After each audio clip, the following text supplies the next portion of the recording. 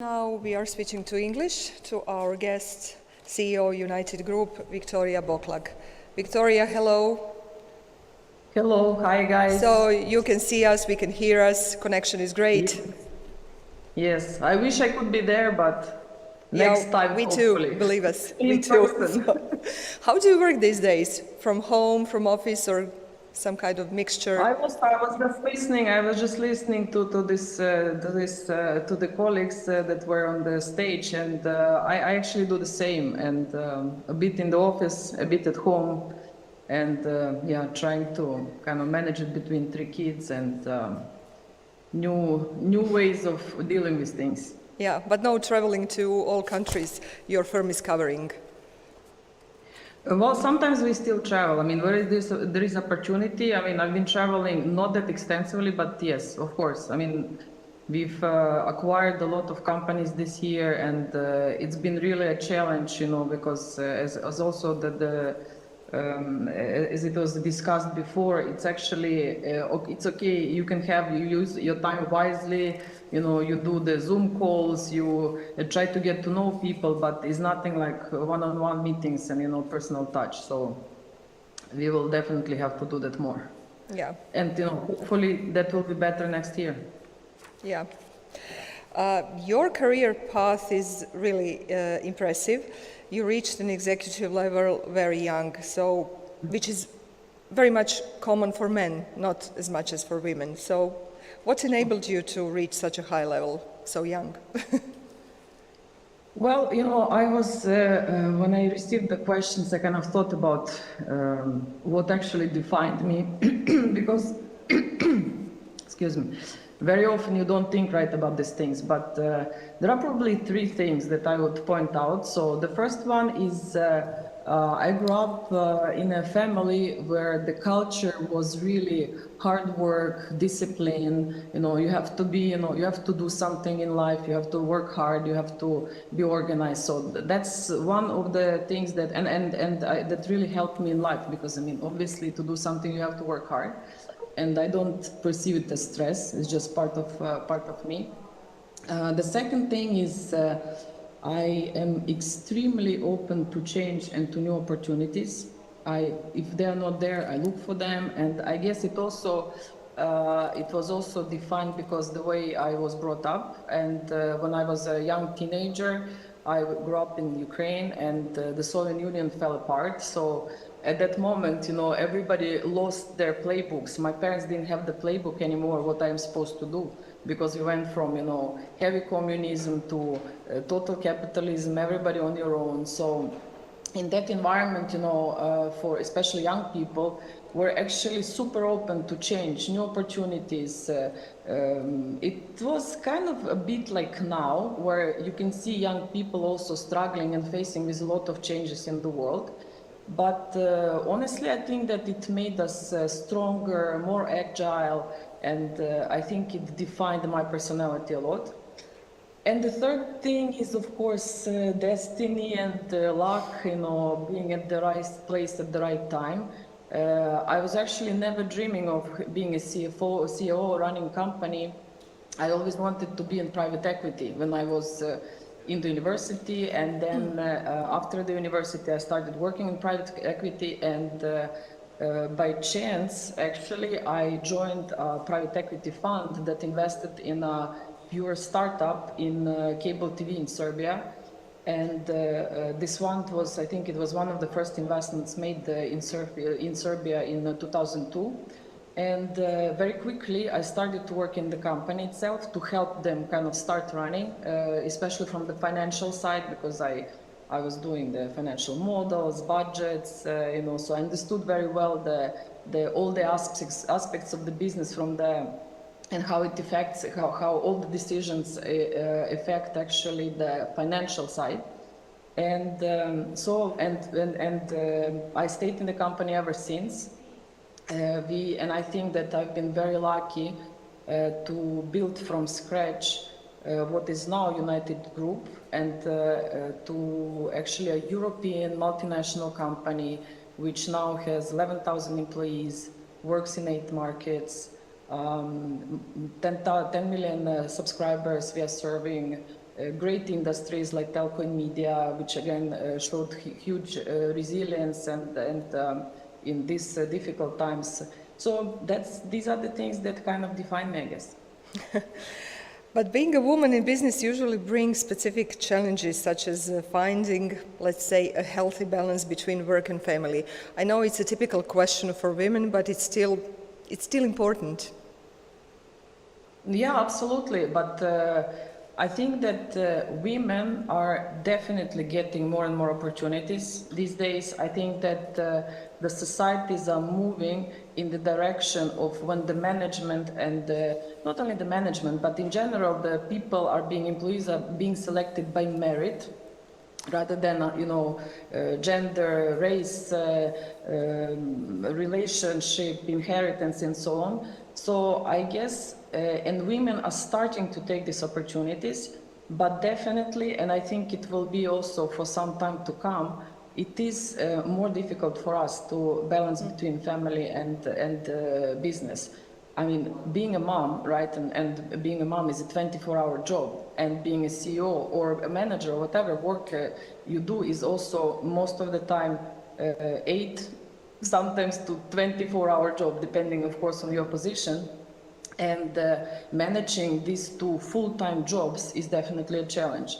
So I have 3 kids, and honestly, I never stopped working. I luckily had all the health in the world, and they had all the health in the world to kind of allow us to manage this multitasking environment.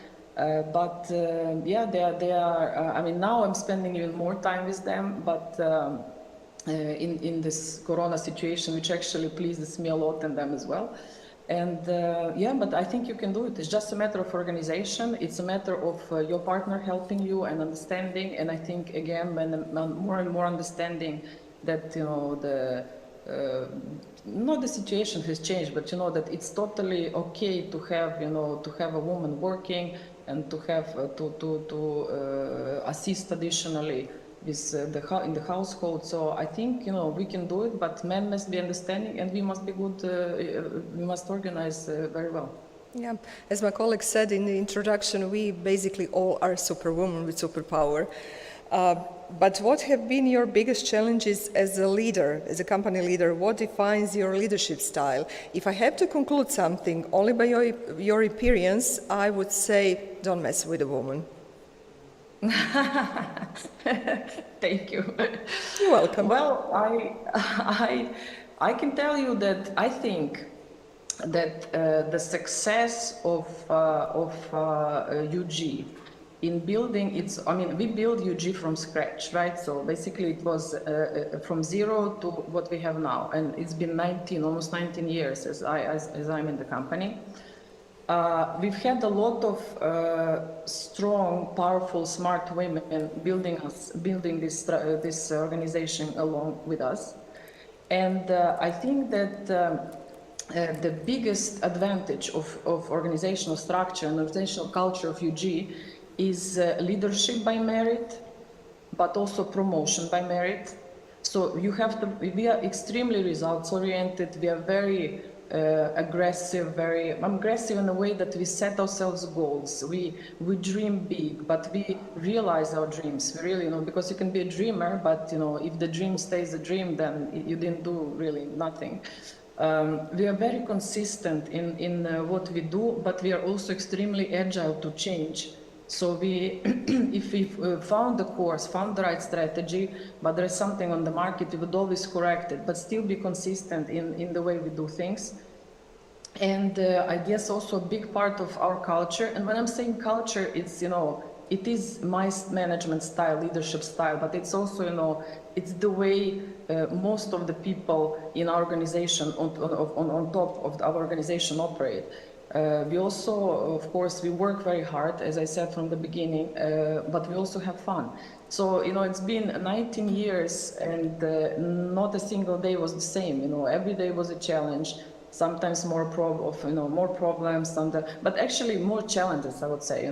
You deal with challenges, you do the corrective actions, and as an organization, as I say, we are extremely merit-oriented, and this is how people prosper and kind of get promoted within UG. There is something very interesting about United Group. It has an impressive balance between men and women in leadership roles. Around 40% of your senior leadership are women. How come? Yes. Well, as I said, we all started together. Along with me, there were several very talented, very smart, very hardcore women. And I think it was just a natural kind of growth and development of organizational structure and culture where you would, when you interview people, when you try to fill the new positions or whatever, replace people that should be replaced, you give the equal opportunity. As a woman, I think you would give an equal opportunity to a woman as well. So I think it was a very natural selection. We didn't have any programs. I know that there are a lot of, in Europe and in the US, you have a special programs to kind of promote women, especially on the boards. We do see more CEOs coming, but honestly, for us, it was a very, very natural development. And again, I contributed to a huge extent to the fact that there were a lot of women from the beginning in the company on the top positions, but also to the fact that you would definitely choose your employee by merit. And again, whether he's a man or a woman, I mean, gender really it is not important. We have a few minutes left, so let's talk about business. United Group has around 10 million customers and nearly 11,000 employees across more than a half dozen countries, and you're still growing. So how are you able to handle all this? Well, it is a challenging period for us because actually this year we almost doubled in size, and we did it in the very strange year where it's, as we said in the beginning, it's difficult to travel, difficult to meet people, difficult to put the teams together. So it is going to be this year and next year definitely extremely transformational for UG. And we grew to almost 1.8 billion in revenues, over $500 million in EBITDA and so on. So definitely the biggest task for us currently, besides running the current markets, is the integration of the new members into the group. You recently announced a large investment in Croatia in the operating company Telemach, former Tele2.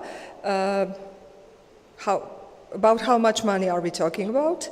And what are your plans for Croatia? What kind of role do you see or do you want to play here? Because you also have two TV companies. Yes.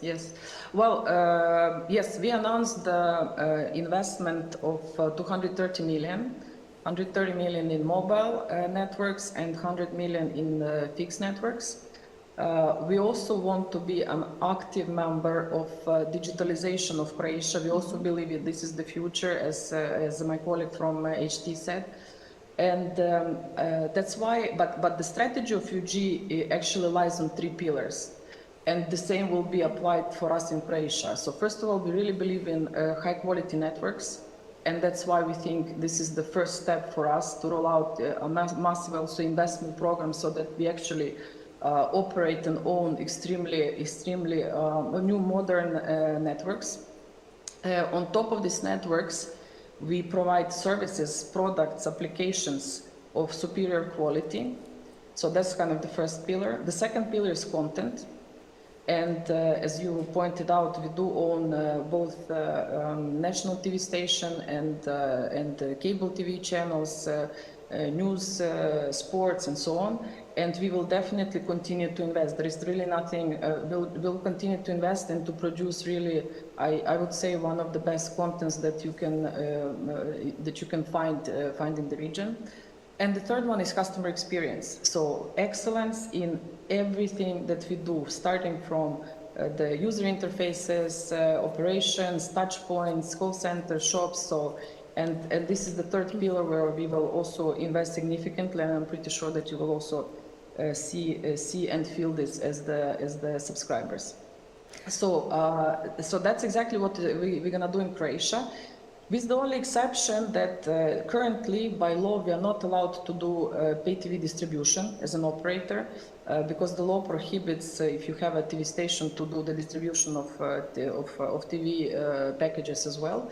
So we hope that in order for us to have a fair market battle and to have action which will benefit the Croatian users, Croatian society, we hope that this is going to change. But again, we strongly believe that first the core for us on the telco side is to build the networks and to work on the customer experience. Just to conclude on this very, very briefly, what would be your advice to the next generation of female leaders? Well, again, as I said, we don't really distinguish male or female. So I would say, you know, as the leader, I think that there are great opportunities currently because in every change you can find a lot of new opportunities that you should perceive. So be brave, look for opportunities, take them, be very observant, curious, and kind of face those challenges.